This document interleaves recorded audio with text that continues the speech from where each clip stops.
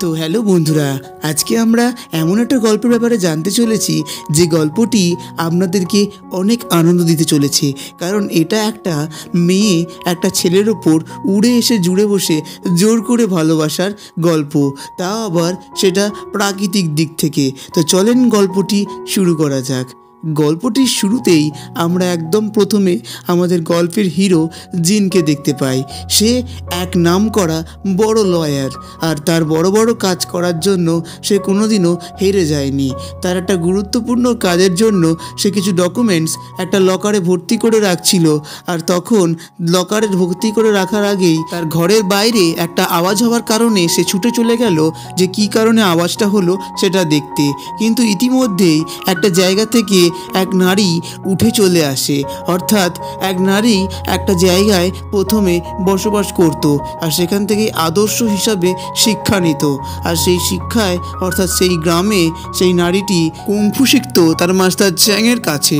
আর সে kung fu শিখতে শিখতেই যখন দেখে যে সেখানে এক বদমাস কুংফু মাস্টার সেখানে ঢুকে পড়ে তার সঙ্গে বিয়ে করতে চায়, তখনই সে তার কাছে একটা মূল্যবান পাথর সে ধরে বসে এবং সে না বিয়ে করার আশায় সেটা খুলে দেয়। আর তারপরেই দেখা যায় যে মেয়েটি অর্থাৎ আমাদের গল্পের হিরোইন, সেই গ্রামের মেয়েটি নাম হলো লিনা চলে আসে আমাদের হিরোর বাড়ি অর্থাৎ জিনের বাড়ি।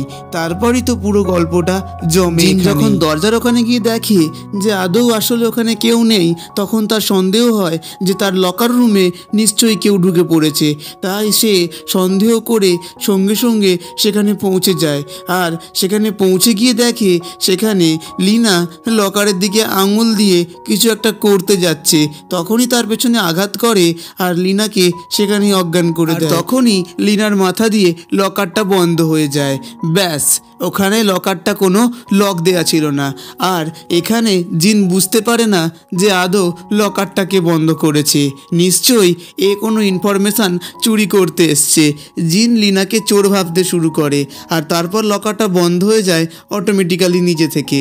এরপর সেই অজ্ঞান লিনাকে নিয়ে জিন চলে যায় হসপিটালে। তার আগের সিচুয়েশানে দেখা যায় যে এই মেয়েটি কি করে চলে আসে সেই জায়গাটায় চলে আসার গল্পটি সেখানে দেখানো হবে। কারণ সেখানে যখন একটা দুষ্টু কুংফু মাস্টার চলে আসে, তখন লিনাকে তার সঙ্গে বিয়ে দেওয়ার জন্য তারা চেষ্টা করে। আর তখন লিনা সেই বিয়েতে মত না থাকায় লিনা অনেক মারপিট করে, এবং মারপিট করার শেষ প্রান্তে একদম যখন কিছু করতে পারে না, তখনই সে ওই একটা পাথর খুলে বসে। আর সেই পাথরটা খোলার পরেই সে দেখে একটা আলো ফুটে ওঠে আর চমৎকার হয়ে যায়, আর সে পড়ে থাকে জিনের বাড়ি। আর এটাই হলো লিনা আর জিনের সম্পর্ক, প্রাকৃতিক সম্পর্ক। লিনার চোখ খোলে, আর লিনা চোখ খুলে দেখে যে সে একটা হসপিটালে আছে। তার পাশেই দাঁড়িয়ে আছে জিনের মনে এখন একটাই প্রশ্ন যে তুমি এখানে কি করে এলে আর কিভাবে এলে। লিনা তো তার প্রশ্নের উত্তর দিল যে আমি এখানে জানি না কিভাবে এসেছি, কিন্তু আমি একটা পাথর খোলাতে তোমার বাড়ি চলে এসেছি। আমার কোনো দোষ নেই, আর আমি এখানে কিছু চুরি করতে আসিনি। কিন্তু জিন বারবার একই কথা বলে যে তুমি কোথা থেকে এসছো সেটা বলো, আর লকারের লকটা অবশ্যই খুলে দাও। আমি আমার লকারের লকটা খুলে দিলেই তোমাকে ছেড়ে দেবো। তখন জিন আরও রেগে যায়, আর লিনা তাকে বলে যে আমার জামা প্যান্টটা কে খুলেছে। এবার লিনা আরও বেশি রেগে যায়, বলে যে তোমাদের মধ্যে আমার এই যে ড্রেসটা চেঞ্জ কে করেছে? তোমাদের সাহস তো বড় কম নয় যে একটা মেয়ের ড্রেস তোমরা চেঞ্জ করে ফেলেছো। এই বলে লিনা আরও বেশি রেগে যায়। আর লিনা যখন রাগে তখন তার কাছে জানে সে কুম্ফু জানে, আর লিনা বলের মতন কিছু জিনিস জিনের বন্ধুর দিকে ছুঁড়ে মারে, আর বারবার ছুঁড়ে মেরে আঘাত করার চেষ্টা করে। জিজ্ঞেস করতে চাইছে যে আমার ড্রেস কে চেঞ্জ করেছে। যতক্ষণ না কেউ বলতে চাইছিল ততক্ষণ তাদের ছুঁড়ে মারতে চাইছিল। তাই জিনের বন্ধু তাকে নিয়ে পালিয়ে যায়, বলে এই মেয়েটি সাংঘাতিক আছে। তখন ডাক্তারবাবু হাত তুলে বলে যে তোমার ড্রেস কেউ চেঞ্জ করেনি, আমাদের এখান থেকে মেয়েরাই চেঞ্জ করে দিয়েছে, তুমি সম্পূর্ণ নিরাপদেই ছিলে। এটা বলার পর ডাক্তারবাবুর কথা শুনে ডাক্তারবাবু বাইরে চলে আসে। ডাক্তারবাবু বাইরে এসে বলে যে এই মেয়েটির একটা শর্ট টাইম মেমোরি লস হয়েছে, আর এই লসটা খুবই ভয়ানক লস। এখন একটু রিকভারি হতে সময় লাগবে। যতক্ষণ না পুরোপুরি সুস্থ হচ্ছে ততক্ষণ পর্যন্ত সে পেছন দিকে অর্থাৎ তার অতীতের আগের দিকে একদমই ফিরে যেতে পারবে না, তাই একটু হলেও অনেকটাই সময় লাগবে। এটা বলার পর ডক্টর আরও কিছু বলে, আর কিছু ওষুধের ব্যাপারেও বলে যেটা খাওয়ানোর জন্য। আর এই জিনিসটা একটু রিকভারি হওয়ার জন্য সময় লাগে, তাই ধৈর্য ধরতে হবে জিনকে আর জিনের বন্ধুকে। জিন জানে যে তার একটা ইম্পর্টেন্ট কেস ফাইল এই লিনার কারণেই সেই আইডিটা লক হয়ে গেছে, কিন্তু জিন এটুকু কনফার্ম নয় যে লিনা যে তার বাড়িতে প্রবেশ করেছে কি কারণ আর কি মন্তব্যে। তাই জিন লিনাকে নিয়ে তার বাড়ি চলে আসে, কিন্তু বাড়ি আসার আগে সে তার কিছু একটা জিনিস বুঝতে পারে জিনের কার দেখে, যে অতীতেও এরকম একটা পেন্টিং সে দেখেছে। মানে সে যেহেতু অন্য জায়গা থেকে চলে এসছে, তাই একটু হলেও সে অনেক কিছু আন্দাজ করছে।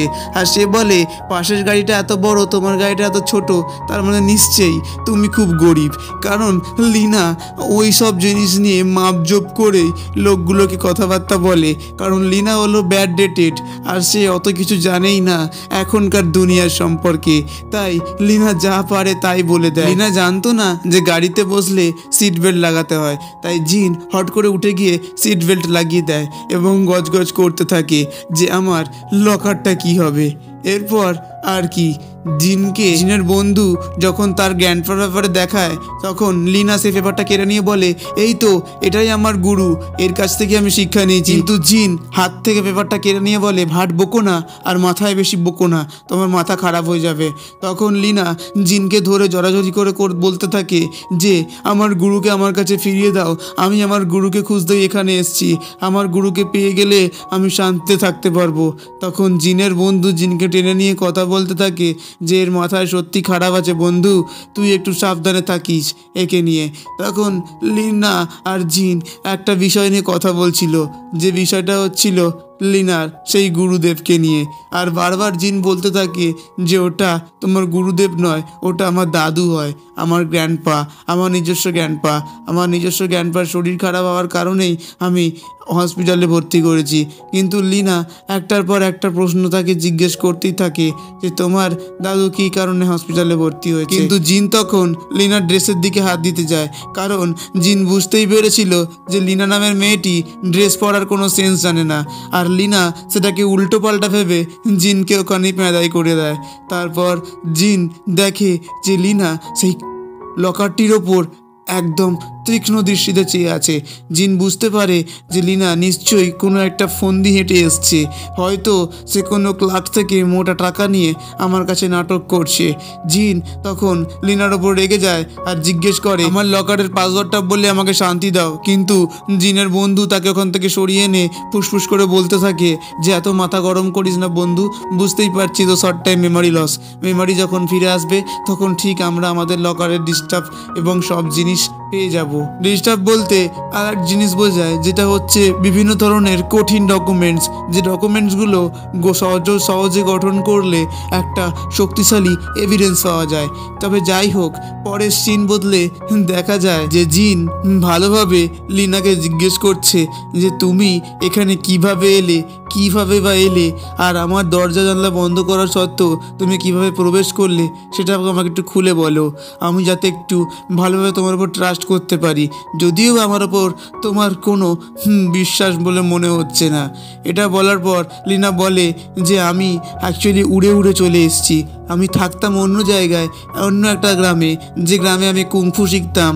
আর সেই গ্রামে আমার নিজের গুরু ছিল, সেই গুরুকে আমি খুঁজে পাচ্ছি না, আমার গুরু হারিয়ে গেছে। সেই একই কথা বলতে থাকে, আর জিন তার এই কথাগুলো শুনে খুবই বিরক্ত বোধ করে, কারণ এগুলো কি কোনো মানুষ কখনো বিশ্বাস করতে পারে এখনকার জামানায়, যে কারোর গুরু হারিয়ে গেছে আর সে গুরুটাকে খুঁজতে এখানে চলে এসছে, তাও আবার তার গুরুটা আপনার গ্র্যান্ডপার মতন দেখতে। এটা বলার পর লিনা সেখান থেকে ছুটে বেরিয়ে যায়, কোনো কারণ ছাড়াই ছুটে বেরিয়ে যায়। আর তখন জিনও তার পেছন ছোটে একটা কাপ নিয়ে গিয়ে দেখে যে সে তার বাথরুমে কুমোর থেকে জল তুলে কাপে করে তাকে দিচ্ছে, বলে আপনি একটু এটা খেয়ে শান্ত হন। আর জিন এটা দেখে ভাবে যে কোনো মানুষকে এখান থেকে জল দেয়, ও একটু আমি কিন্তু খাবো না। আর বলে তুমি আমার নতুন দামি কাপটাকেও নষ্ট করলে, এর দাম কিন্তু অনেক, তুমি ফালতু কোনো জিনিস না বুঝে এখানে চলে এসছো, আর তোমাকে দেখে আমার খুব রাগ ধরছে। আমি তোমার থেকে লকারের পাসওয়ার্ডটা জানার পরই বিদায় দেবো, আর তুমি অবশ্য আমাকেও মুক্তি দিও। এটা বলার পর একটা নতুন জানালা খোলে, আর সে জানালাটা অটোমেটিক বন্ধ হয়ে যায়। এইগুলো দেখে লিনা একদমই চমকে যাচ্ছিল। আর এই পুরো বাড়িটাই তো অটোমেটিক সিস্টেম, সব কিছুই অটোমেটিক হয়, লাইট, পাখা, জানলা, দরজা সব কিছু একদম সময় টু সময়। আর এটা লিনার কাছে একদমই নতুন, যেহেতু লিনা এইসব জিনিস দেখে বা কাজ করে একদমই অভ্যস্ত নয়। তবে যাই হোক, লিনা বড্ড খুশি হয়েছে এইসব জিনিস দেখার পর। তারপর লিনা নিচে নেমে পড়ে, আর এখানে লিনা আর জিন মারপিট শুরু করে দেয়। জিন বারবার বলতে থাকে তুমি এভাবে আমাকে বিরক্ত করো না, আমার মাথা পুরো ছাড়খাড় হয়ে যাচ্ছে, আগুন জ্বলে উঠেছে আমার মাথায় তোমার জ্বালায়।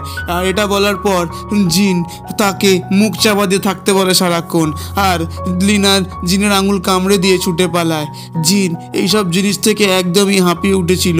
সে রেগে মেগে কয়েকটা ওষুধ খেয়ে নেয়, আর তার বন্ধুকে কল করে বলে ভাই আমি এখানে একদমই অসুস্থ বোধ করছি, মানে মনে হয় এটা আমি আমার বাড়িতে নয় পাগলা গারদে বসবাস করছি। আমি কোনো রকমে এই মেয়েটার কাছ থেকে লকারের পাসওয়ার্ড পেলেই মুক্তি দিয়ে দেবো একে।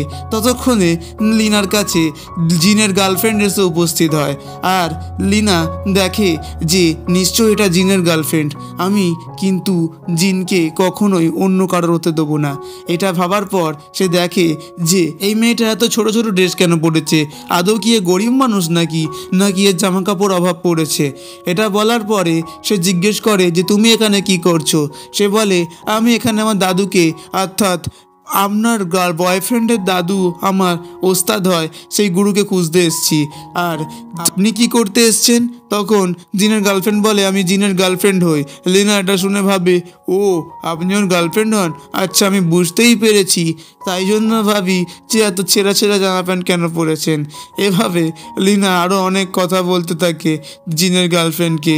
আর জিনের গার্লফ্রেন্ড বলে তোমাকে অত কথা বলার আমার কোনো দরকারই নেই, আমি আমার জিনের সাথে কথা বলবো, তুমি কি আমার সাথে কথা বলার? একদম চুপ করে থাকতে পারো না? আমি দেখেই বুঝতে পারছি তোমার মাথা নিশ্চয়ই খারাপ হয়ে গেছে। এরমভাবে যখন জিনের গার্লফ্রেন্ড লিনাকে অপমান করতে থাকে, তখন লিনা সহ্য না হয়ে জিনের গার্লফ্রেন্ডকেই চত্থাপ্পড় মেরে দেয়, আর বলে যে নিজের অকাতে নিজে থাকো, আমার ওপর কোনো কথা বলতে আসবে না। এটা বলার পর দুজন মিলেই মারপিট আরম্ভ করে ফেলে। আর লিনা যেহেতু কুংফু মাস্টার একদম খুব ভালোভাবে এক্সপার্ট, তাই বারবারই জিনের গার্লফ্রেন্ডকে মার খেয়ে নিচে ফেলে দিচ্ছিল। এইসব আওয়াজ টাওয়াজ হওয়া দেখে জিন ছুটে আসে আর বলে কি হয়েছে, তুমি হঠাৎ এখানে? তখন জিনের গার্লফ্রেন্ড কাঁদতে কাঁদতে বলে দেখো জিন আমাকে শুধু মধু মেরেছে। তখন জিন তাকে হাতে করে তুলে বলে যে তুমি কোনো দরকার ছাড়া এখানে কোনোদিনও এসো না, ঠিক আছে? পরে দরকার করলে কল করে নিও। এরপর লিনার হাত ধরে সেখান থেকে নিয়ে চলে যায়। তখন জিনের গার্লফ্রেন্ড মনে মনে ভাবতে শুরু করে যে বুঝতেই পারছি আমি তোমাকে অন্য কারোর হতে দেবো না। এটা বলে সে মনে মনে অনেক রাগ পুষতে থাকে। তারপর রাত্রি হয়ে যায়। তখন লিনা নিচে নেমে এসে অনেক ড্রিঙ্ক করে ফেলে না বুঝেই, যেটা জিন বসে বসে করছিল। তারপর জিন যখন বাথরুমে থাকে তখন লিনা সেখানে চলে আসে আর বাথরুমে বাঁদরাপোনা শুরু করে দেয় ড্রিঙ্ক করার পরে। সে বলতে থাকে যে আমি আমার গুরুকে খুঁজে পাচ্ছি না, শুধুমাত্র তোমার জন্য এখানে, আমি তোমার জন্যই আমার গুরুকে খুঁজে পাচ্ছি না, আমি আমার গুরুকে খুঁজে নিতে চাই। আমার গুরু আমার জন্য সব থেকে বড় আদর্শ, আর সেই আমার কাছে অনেক বড়। এসব আলফাল বকতে থাকে, জিনের গায়ের ওপর উঠে পড়ে, আর জিন এসব সহ্য করতে থাকে ড্রিঙ্কস করার পরেই। আর লিনা বারবার বলে একই কথা, বেশি কথা বলবে না, আমি আমার গুরুকে নিয়ে তবে এখান থেকে যাব। তোমার লকার আর লকারের পাসওয়ার্ড আমি কিছুই বুঝি না, এটা আসলে কি হয়। এটা বলে সেখান থেকে চলে যায়। আর তখন জিন হাঁপ ছেড়ে বাঁচে আর ভাবে কার পাল্লা এসে পড়লুম রে বাবা। তারপর দেখা যায় তাদের দুজনকেই একটা নতুন জায়গায়, যেখানে তারা দুজনই এসছিল, আর সেটাই হলো তার দাদুর হসপিটাল। নতুনই জায়গা, লিনার কাছে একদমই নতুন জায়গা। তখন লিনা দেখতে পেয়ে বলে যে হ্যাঁ হ্যাঁ এটাই আমার গুরু। লিনা অনেক কাঁদতে আরম্ভ শুরু করে দেয়, আর লিনা বলতে থাকে যে স্যার আপনাকে কে মেরেছে, আপনাকে কে হত্যা করেছে একবার বলুন, আমি এক্ষুনি যাচ্ছি। তখন জিন বলে ওঠে আরে আরে আরে বেঁচে আছে বেঁচে আছে, তোমায় কাঁদতে হবে না, ট্রিটমেন্ট চলছে, ঠিক সুস্থ হয়ে যাবে, তুমি এখন বাড়ি চলো। এরকম কান্নাকাটি করছে দেখে জিন ভাবে যে এখানে সুবিধের নয়, হসপিটালের নার্সরা এক্ষুনি চলে এলে তাদের দুজনকেই বাইরে বার করে দেবে। তার আগেই জিন লিনাকে টেনে টেনে হসপিটালের বাইরে বের করে নেয় আর বলে যে তুমি এখনো আর কেঁদো না।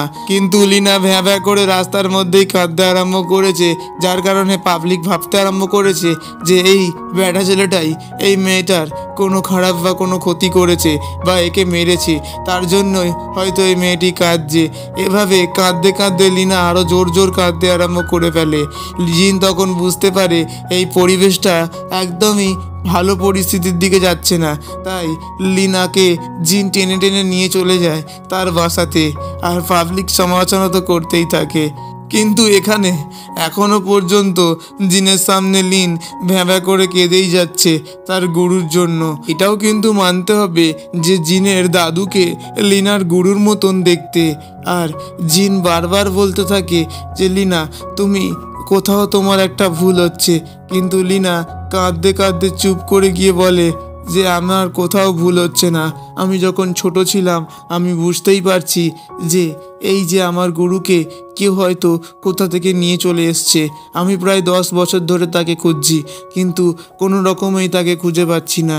এইসব কথা ভেবে জিনকে বলে, আর জিন বলে যে তোমার কোথাও একটা ভুল হচ্ছে যেটা তুমি আমাকেও বলতে পারছো না। কিন্তু একটা জিনিস ভেবে দেখো, এটা আমার গ্র্যান্ডপা হয়, কখনোই তোমার। এইরকম কথাবার্তা চলতে চলতেই জিনের গার্লফ্রেন্ড সেখানে উপস্থিত হয় একটা নতুন ড্রেস পরে, আর জিনের গার্লফ্রেন্ড সেখানে লিনার কাছে এসে ক্ষমা চাইতে থাকে আর বলে যে আমার সেদিনকে অনেক বড় ভুল হয়েছিল, আমাকে ক্ষমা করে দিও লিনা, আমি বুঝতে পারিনি যে তুমি এখানে তোমার গুরুকে খুঁজতে এসছো, আমরা আজকে থেকে দুজনেই বন্ধু। এ বলে লিনা বলে যে ঠিক আছে কোনো অসুবিধা নেই, তোমার ভুল তুমি নিজেই বুঝতে পেরেছো। এটা বলে তারা সেখানে খাবার অর্ডার করে, আর লিনা বলে যে ঠিক আছে আমি তোমাকে মাফ করে দিলাম। আর এটা বলার সঙ্গে সঙ্গে জিন ওখানে উঠে দাঁড়ায়, আর জিনের গার্লফ্রেন্ডও উঠে দাঁড়িয়ে তার সঙ্গে কিছু পার্সোনাল কথা বলে। আর কথা বলতে বলতে হঠাৎ করে জিনের গার্লফ্রেন্ড বলে ওঠে আজকে আমি লিনাকে নিয়ে আজকে পুরো শহরটাকে ঘুরে দেখাবো যে আসলে শহরে কি কি আছে। আর বুঝতেই পারছেন আপনারাও যে এখানে জিনের গার্লফ্রেন্ডের মাথায় বুদ্ধি এঁটে ফেলেছে যে লিনার প্রতিশোধটা অবশ্যই তুলে নেবে। এ বলে লিনাকে নিয়ে জিনের গার্লফ্রেন্ড অনেক বন্দুক নিয়ে চলে আসে রাস্তার মধ্যে, আর তখন তাকে নিয়ে তারা কি করবে তো বুঝতেই পারছে। লিনা তো একদমই নতুন এইসব শহরে, সে কিছুই জানতো না মল শপিং এইসব ব্যাপারে। আর এভাবে যখন তারা ঘুরতে থাকে তখন জিনের গার্লফ্রেন্ড লিনাকে ছোটোখাটো ড্রেস পরিয়ে একটা নতুন বারে নিয়ে যাওয়ার চেষ্টা করে, যে বারে গিয়ে লিনাকে সেখানেই বিক্রি করে দেওয়ার চেষ্টা করতে থাকে। তাই তারা তাকে এই ছোট ছোট ড্রেস পরতে বলে, আর লিনা বলে যে আমি এই ড্রেসটা পরে একদমই কমফর্ট ফিল করছি না। তখনই জিনের গার্লফ্রেন্ড বলে তাতে কি হয়েছে, আমরাও তো এরকমই ড্রেসই পরি, তুমি নয় আজকে বড়। এটা বলে তারা সবাই ওই রকম ছোট ড্রেস পরে একটা বারে আসে, আর সব ছোট ছোট ছেলে থেকে শুরু করে গুন্ডাগুলো তার দিকে দেখতে আরম্ভ করে। আর লিনা বলে যে আমার দিকে কেন এরা দেখছে। এটা বলে জিনের গার্লফ্রেন্ডকে যখন কিন্তু বোধ করে তখনই জিনের গার্লফ্রেন্ড বলে ছেলেরা দেখবে না তো মেয়েরা দেখবে নাকি তোমার দিকে। এটা কথা বলার পরে জিনের গার্লফ্রেন্ড লিনাকে বলে যে কোনো অসুবিধা নেই, আমরা তো আছি তোমার সঙ্গে। এটা বলার পরে জিনের গার্লফ্রেন্ড এত চালাক, তাকে প্রচুর পরিমাণে ড্রিঙ্কস করিয়ে দেয়। যায়। আর এত পরিমাণে ড্রিঙ্কস করানোর ফলে তার মাথাটাও ঘুরে গিয়ে সে সেই নীল জলের নেশায় মত্ত হয়ে যায় আর পুরো একদম পাগল হয়ে ওঠে। আর তখন জিন খুঁজতে খুঁজতে বাসায় আসে, দেখে যে এত রাত হয়ে গেল এখনো পর্যন্ত লিনা বাসায় নেই। তাই জিন হন্তদন্ত করে খুঁজতে খুঁজতে একদম লিনার কাছে পৌঁছে যেতে পারে। আর এটা একটু বুঝতে হবে যে এখানে জিনের সঙ্গে লিনার আলাদাই কানেকশন আছে, যে যার কারণেই যে জিন একদম কোনো অঘটন কাজ করার আগেই পৌঁছে যায়। আর সেখানে জিনের বন্ধুও যায়, তাদেরকে মেরে ধরে সেখান থেকে লিনাকে নিয়ে চলে আসে একদম সম্পূর্ণভাবে বাঁচিয়ে। তারপর আবার কি, জিনের বাড়িতে যখন লিনাকে তোলে তখন জিন সেখানে এক গ্লাস কাঁচের গ্লাসে একটা পুরো জল রেখে দেয়, জানে যে তার জলের প্রয়োজন হতে পারে। এতটাই তাদের মধ্যে গভীরতা চলে এসে গেছিল। আর তখন জিনের সঙ্গে জিনের বন্ধুও ছিল। জিনের বন্ধুও বেশ জিনের সাথ দেয় আর খুব ভালো। জিনের বন্ধুর আশেপাশে দুঃখের সাথে সবসময় থাকে, এরকমই বন্ধু আসলে দরকার। আর জিনকে বলতে থাকে যে এই কেসটার বিষয়ে আরও কিছু এভিডেন্স আমরা পেয়ে গেলে কেসটা বেশ শক্ত হয়ে উঠবে। কিন্তু তারপর দেখা যায় যে এখানে জিন লিনাকে অনেক কিছু বলতে থাকে আর জিজ্ঞেস করে যে আমার লকারের পাসওয়ার্ডটা প্লিজ বলে দাও। কিন্তু লিনা তখনও গুই গুই করতে থাকে আর বলতে থাকে তুমি খুবই বাজে, আমি জানি আমি আমার গুরুকে খুঁজে ঠিকই পাবো, কিন্তু আমি যার বাড়িতে উঠেছি সে খুবই আমাকে বকাবকি করে। অর্থাৎ জিনের ব্যাপারে বলতে থাকে। আর জিনের ব্যাপারে এইসব কথা সে ড্রিঙ্কস করেই বলে যে আমি তার কাছে একদমই খারাপ আর সে আমাকে খারাপই মনে করে, এরকম বলতে থাকে। আর বলে যে আমার জীবনে কেন এরকম জিনিসটাই আমার সঙ্গে ঘটে। এইসব কথা বলতে বলতে জিন একদম তার কাছ থেকে মায়ার জড়িত থাকার থেকে সে দূরে চলে আসে, কারণ সে বুঝতেই পারছিল যে আর একটু হলেই লিনার কথার মায়ার জালে জিন জড়িয়ে পড়বে। তাই একটু উঠে পড়ে বসে জিনও ভাবতে শুরু করে ভগবানের কীরকম মিলন। তারপর আবার কি, তারপর জিন সেখানে লিনার জন্য নাস্তা রেডি করছিল। আর জিন নেমে এসে সেই নাস্তাটাকে উপভোগ করার সঙ্গে সঙ্গে বলছিল আপনাকে অনেক বড় ধন্যবাদ, আপনি যদি তখন সেই জায়গাতে না থাকতেন তাহলে অন্তত ওই ছেলেগুলো আমার সঙ্গে অনেক বড় বড় খারাপ কাজ করে নিত আর আমি কোনোভাবেই টের পেতাম না। আর এটা বলার পরে বলে যে আমি আপনার জন্য কি করতে পারি আপনি আমাকে অবশ্যই বলবেন, আপনার এই ঋণ আমি শোধ করতে চাই। আপনি আমাকে প্রতিদিন এরমভাবে খাবার বানিয়ে দেন, অবশ্য আপনাকে আজকে বেশ ধন্যবাদ। এভাবে সে বলে আর বলে যে অতি অবশ্যই আমি আপনাকে আপনার জন্য হেল্প করব যতটুকু দরকার পড়ে। জিন লিনাকে হাতে করে একটা ফোনও গিফট করে আর এই ফোনটা লিনার কাছেই রাখতে বলে যে তার বিপদে আপদে একটা কল আর মেসেজে অবশ্যই অনেকটা হেল্প করবে। এরকম কথা কাটাকাটি চলতে থাকে।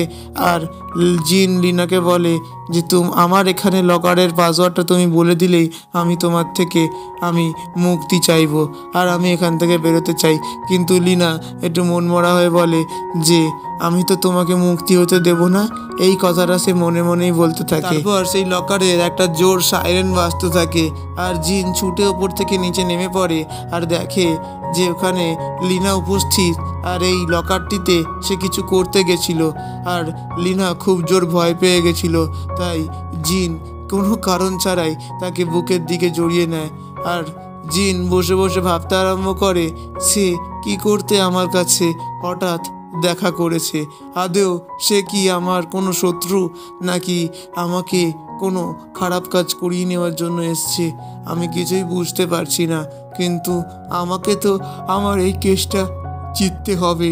এইসব কিছুক্ষণ বেশ ভাবার পর হঠাৎ করেই জিনের কাছে জিনের বন্ধু চলে আসে একটা ফোন নিয়ে। আর জিনের বন্ধু জিনকে বলে এই দেখ দোস্ত, এইখানে লিনা কিছু কারসাজি করেছে। লিনা নিজেই একটা ভিডিও কলে লাইভে বলেছে যে জিন আমার বেস্ট ফ্রেন্ড হয় আর জিন আমারই বেস্ট ফ্রেন্ড থাকবে। এটা বলার মানেটা কি তুই বুঝতে পারছিস? এটা দেখে জিনের মাথা একদমই ঘুরে যায়। জিন বুঝতে পারে যে সেখানে আসলে জিনকে বলদ বানানো হচ্ছে, জিন নিজে থেকেই বলদ হতে এসছে। এটা যখন জিন ভাবতে ভাবতে একদম রেগে ওঠে, তখন জিন বুঝতে পারে তাদেরকে একদিক থেকে বোকা বানানো হচ্ছে। আদৌ লিনা যেমনটা দেখায় ঠিক তেমনটা নয়, সে ঠিক অন্য রকমের। তখন জিনের কাছে তার গার্লফ্রেন্ড এসে উপস্থিত হয় এবং সেখানে বলতে থাকে, দেখো আমাদের চারপাশে যেটা হচ্ছে সেটা আমরা একদমই বুঝতে পারছি না। কিন্তু জিনের গার্লফ্রেন্ড সে একই কথাই বলে যে তুমি প্লিজ তাকে তোমার জীবন থেকে সরাও, নয়তো আমি আমার জায়গাটা বুঝে নিতে হবে। তখন জিন অন্য রকম কথা বলতে থাকে, বলে আমার কোনো দরকার নেই, তুমি দিনের পর দিন আমাকে আমার থেকে খরচ হয়ে যাচ্ছ, তোমার যদি সরার ইচ্ছা হয় তুমি সরে যেতে পারো, আমার কোনো অসুবিধা নেই। এটা বলার পরে জিনের ফোনে একটা ভিডিও আসে, আর সে ভিডিও ফুটেজটা ভালোভাবে দেখতে থাকে আর ভাবতে থাকে। তৎক্ষণাৎ সকাল সকাল লিনার কাছে উপস্থিত হয় আর লিনার হাত ধরে টেনে তুলে জিন তখনই বলতে আরম্ভ করে যে এখানে তুমি কি আমার সঙ্গে নাটক করছো নাকি অন্য কিছু, তুমি আসলে কে আর কি জন্য এসছো সেটা আমাকে অবশ্যই বলো, আমি সব কিছু জানতে পেরে গেছি। তৎক্ষণাৎ তাদের সঙ্গে সঙ্গে ওখানে কিছু লোক আক্রমণ করে দেয়, আর সেই লোকগুলো হলো বড় বড় গুন্ডা। আর জিন আর লিনা সেখানে আটক হয়ে যায়, আর লিনা জিনকে পেছনের দিকে সরিয়ে দেয়, আর সরিয়ে দিয়ে কুংফু স্টাইলে তাদেরকে মারার চেষ্টা করে, যেহেতু সে কুংফুতে এক্সপার্ট ছিল। কিন্তু তৎক্ষণাৎ একটা গুন্ডা জিনের গলায় ছুরি বসিয়ে ফেলে আর বলে যে আমি একে মেরেই ফেলবো। কিন্তু লিনা তখন বুঝতে পারছিল যে ঠিক এরকম সিচুয়েশনটা তার গুরু ওস্তাদের কাছে ফেস করতে হচ্ছিল। আর জিন এখানে বারবার বলছে আমার জন্য তুমি ভয় পেও না। লিনা তখন বুঝতে পারছিল ঠিক এরকমই কেস ঘটেছিল যখন লিনা বাঁচাতে পারেনি, কিন্তু এবারে আর নয়। লিনা তখন তার আঙুলের কাছে কায়দা করে কুংফুর শক্তি দিয়ে একটা বাদাম সেই শত্রুটার দিকে ছুঁড়ে মারে, আর সেই শত্রুটা পড়ে যায়। তারপর সে সেখানে ছুটে এসে 3-4 ঘা বসিয়ে দেয় তার কুংফু স্টাইলে, আর তখনই সঙ্গে সঙ্গে লিনা জিনকে বাঁচিয়ে ফেলে। তারপর আর কি তারা একটা নতুন সুন্দর জায়গায় আসে এবং বারবার লিনা বলতেই থাকে যে আমার এই সব কারসাজি একটা নতুন প্ল্যানের জন্য, তুমি তো বুঝতেই পারছিলে না আমি এই সম্পূর্ণ জিনিসটা আমার নিজের ওপরে করেছি যাতে আমি আমার গুরুকে ফিরে পাই। কিন্তু তার সঙ্গে সঙ্গে আমি আমার মতন আর একজন মানুষকেও ফিরে পেয়েছি। এসব কথা লিনা বলে তাকে সম্পূর্ণ বিষয়টা খুলে, যে কার কাছে সাহায্য চেয়ে আর ভয় দেখিয়ে সে এই কাজটা হাসিল করেছে। আর বারবার বলতে ইচ্ছা করে যে গ্রামের মেয়েটি হঠাৎ করে এখানে এসে যেমন জিনকে বাঁচালো কুংফু স্টাইলে, সত্যিই দেখলে বোঝা যায় না যে ভালোবাসাটা এতটা গভীর হতে পারে। এভাবেই লিনা জিনকে ভালোবাসতে শুরু করে, আর জিনের মনেও লিনার জন্য সত্যিকারের একটা সত্য জায়গা গঠিত হয়। আর লিনা জিনকে একটাই কথা বলে, সব কিছু আমি নিজের ইচ্ছায় করেছি, আমার স্ব ইচ্ছায়। তখন জিন লিনাকে ওই কথাটা বলে যে তোমার এই কাজের জন্য আমার কেসটা আরও বেশি সহজ সরল এবং এভিডেন্সটাও শক্তিশালীপূর্ণ হয়ে ওঠে।